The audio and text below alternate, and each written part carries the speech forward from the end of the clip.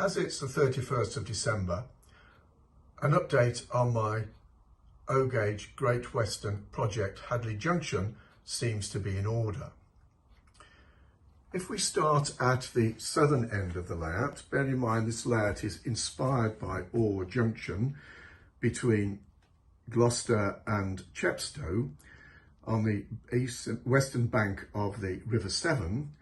I start here at the south end of the layout, and we can see that I've managed to complete this scenic area to the south of the crossings, and we see Duncan's Field in front of us with Duncan's Oak.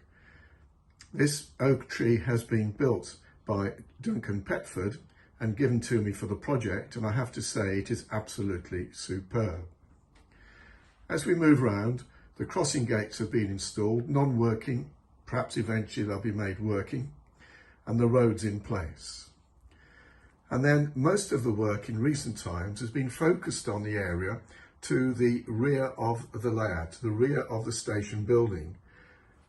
You may recall from earlier videos that the station platforms have to be made removable because of the need to get to the consumer unit, which is in the top right hand corner behind the station. So I've had to do the work on the scenic area behind the station building and platform in order to complete that before the station platform itself is in place. So the inevitable fir trees are to be seen, Scots fir, typical of many Great Western stations, and the road disappearing into the background. The field behind, virtually complete, and more Scots pine at the other end of the station. The platform is removable, it's just in place at the moment, pending the next stage of the development, which will be the completion of the platform. This has enabled me to complete the ballasting on the down main line. The up main line will be completed when the island platform is put in place in due course. The location of the signal box has now been determined, and that is in place, although not fitted completely or has seen it at this stage. Some static grass has been put onto the area behind the tracks facing the River Severn, and here we have the items that have come into service this year that I have built or worked on. Firstly, the Southern Railway meat van, which is a parkside kit.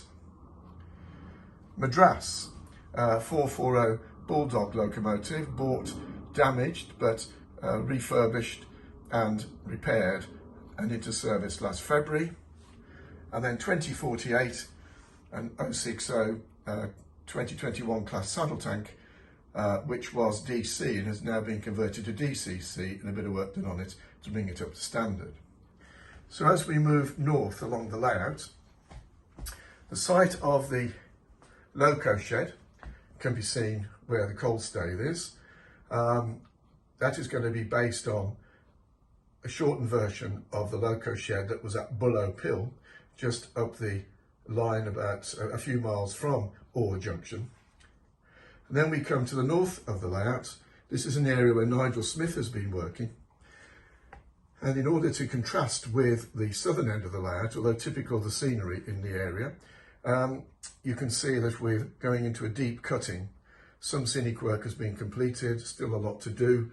Positioning of the trees yet to be determined. And apologies for the bright green in front, but the teddy bear fir is only in the first stage of its treatment.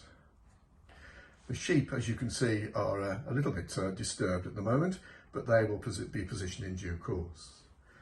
And then we come round to the storage roads, and as we pan around these, you can see there's plenty of stock.